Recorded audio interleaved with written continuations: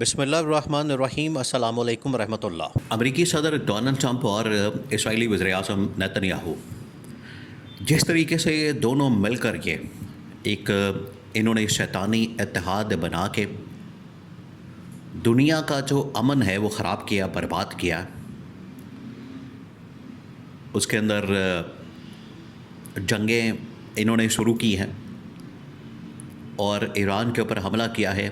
نہ صرف ایران کے اوپر بلکہ جتنے بھی ایران کے ساتھ ممالک ہیں، جس میں لبنان ہے، شام ہے، عراق ہے، یمن ہے، یہاں پر جو حملہ کیا گیا ہے، اسرائیل نے امریکہ کی اشیر بات کے بعد یہاں پر حملہ کیا۔ یہ تمام کے تمام جو حملے ہیں یہ دونوں کے اتحاد کے ساتھ ممکن ہوتے ہیں۔ اس کی وجہ سے نہ صرف دنیا کا بالعموم اور عرب ممالک کا بالخصوص جو وہاں کا معاملہ ہے، سچویشن ہے، اکنامک ایکٹیویٹی ہے، امن و امان ہے، وہاں کا کاروبار ہے، مکمل تباہ و برباد ہو گیا۔ یہ صورتحال بن گئی ہے۔ تو ایسے صورت میں محمد بن سلمان نے اس چیز کا اعلان کیا۔ بہت بڑی سٹیٹمنٹ دیتی ہے محمد بن سلمان نے۔ پہلی بار اس 46 دن کی جنگ کے بعد اگر پہلی بار کسی نے بڑی سٹیٹمنٹ دی ہے تو وہ محمد بن سلمان نے دی ہے۔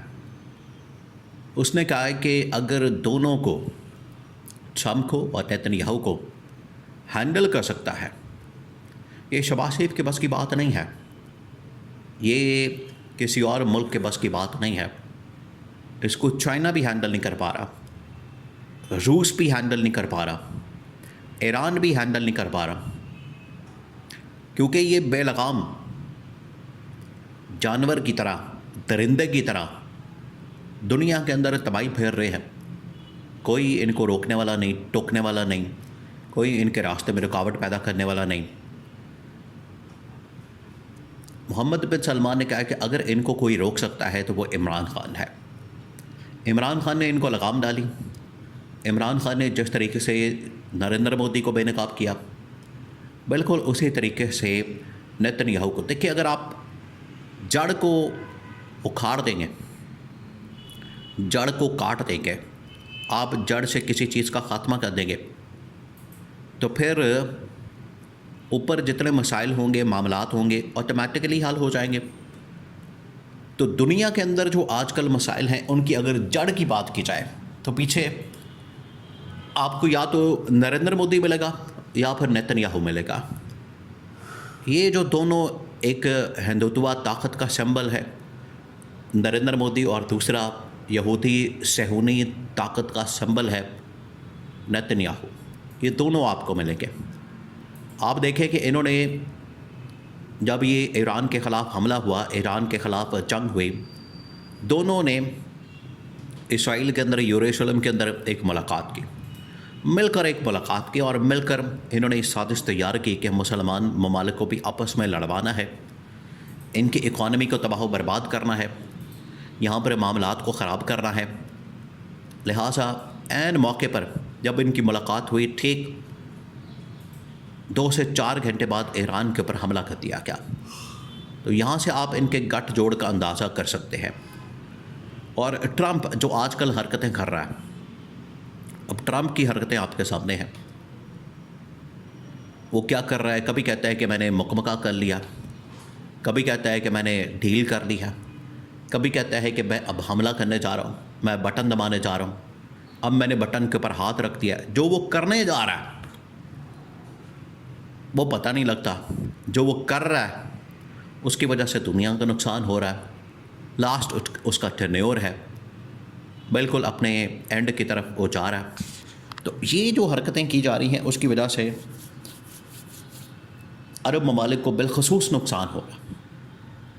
تو محمد بن سلمان نے یہ سٹیٹمنٹ دی، اس نے یہ اعلان کیا کہ یہ شہباز شریف اور فیلڈ مارشل جس طریقے سے ایران کو ہینڈل کر رہے ہیں، امریکہ کو ہینڈل کر رہے ہیں، ان کے درمیان دوستی کروانے کے لیے ایڈی چوٹی کا زور لگا رہے ہیں، یہاں پر بھاگ دوڑ کر رہے ہیں، کبھی سیز فائر کرواتے ہیں، کبھی ایکسٹینڈ کرواتے ہیں، کبھی کچھ، لیکن اس کا فائدہ نہیں ہو رہا۔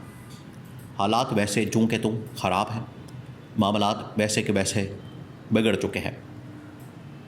اب آپ ذرا امیجن کریں، اگر امریکہ اس میں انٹرسٹڈ ہوتا کہ ہم نے ایران کے ساتھ مکمل جنگ ختم کر دینی ہے، لڑائی ختم کر دینی ہے، بات چیت کے ذریعے سے مسئلے کو حل کرنا ہے، اگر یہ سنجیدہ ہوتا تو یہ کیا کرتا؟ یہ بجائے آبنائے ہرمز کے اندر ناکہ بندی کرتا، آبنائے ہرمز میں ایران کے جہازوں کے اوپر حملہ کرتا، آبنائے ہرمز میں چین کے جہازوں کے اوپر حملہ کرتا۔ اگر اس طرح سے حملے کر کے دھمکی آمیز پیغامات کے ذریعے، دھمکی آمیز لہجے میں اگر یہ بات کرے گا، اس ٹون کے اندر یہ خطاب کرے گا، ٹویٹس کرے گا، تو کون ہے اس کے ساتھ بیٹھ کے ڈائلاگ کرے گا؟ پھر ایران جیسی قوم جس کی پوری تاریخ ہے، ان کی پوری اسٹرگل ہے، ان کی پوری ایفرٹ ہے، وہ کس طرح سے ان کے پر ٹرسٹ کر سکتے ہیں اور پاکستان میں آ کے ان کے ساتھ مذاکرات کر سکتے ہیں؟ تو بڑا کلیئر ہے۔ تو امریکی صدر کا یہ جو رویہ، یہ جو اس کا دوگلا پن ہے، یہ جو اس کی دوگلی پالیسی ہے، منافقت ہے، دو نمبری ہے، یہ اصل میں رکاوٹ ہے سب سے بڑی مذاکرات کی کامیابی میں۔ اور اسی کو ہائی لائٹ کیا محمد بن سلمان نے۔ اس نے کہا کہ یہ بورڈ آف پیس سے لے کر اسرائیل کو منانے تک، اس سے تعلقات بنانے تک، ابراہم اکوارڈ، محمد بن سلمان نے کہا کہ میں نے سارے تماشے دیکھے ہیں، میں نے سب کچھ دیکھا، مجھے پتہ ہے یہ امریکہ کی پالیسی کیا ہے، ٹرمپ کی پالیسی کیا ہے، جو بائیڈن کی پالیسی کیا ہے، میں سب جانتا ہوں۔ اس وجہ سے میں نے آج تک ابراہم اکوارڈ کے اوپر سائن نہیں کیا، بورڈ آف پیس کے اوپر سائن نہیں کیا، اسرائیل کو تسلیم نہیں کیا۔ اور عمران خان کی پالیسی، اس نے کہا کہ یہ پاکستان میں پہلی بار ہوا کہ عمران خان نے، کسی بڑے لیڈر نے اسرائیل کو تسلیم کرنے سے دو ٹوک انداز میں انکار کیا، ورنہ ان کے اندر اتنی ہمت نہیں ہوتی۔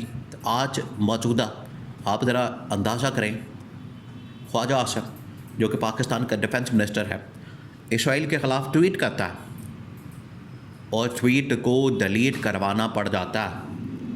یہاں سے آپ اندازہ کرتے ہیں کہ آپ اسرائیل کے خلاف بات نہیں کر سکتے، اور سیٹنگ ڈیفنس منسٹر وہ بات نہیں کر سکتا۔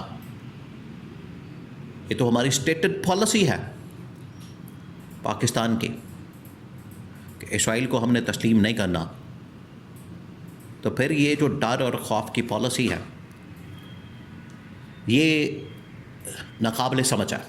اسی وجہ سے عمران خان نے دو ٹوک انداز میں کیٹیگوریکلی انکار کر دیا تھا اسرائیل کو تسلیم کرنے سے، اور محمد بن سلمان نے اسی چیز کو اپریشیٹ کیا، اور اس نے اس بات کا اعلان کیا کہ دونوں کو اگر کوئی ہینڈل کر سکتا تو وہ عمران خان ہے۔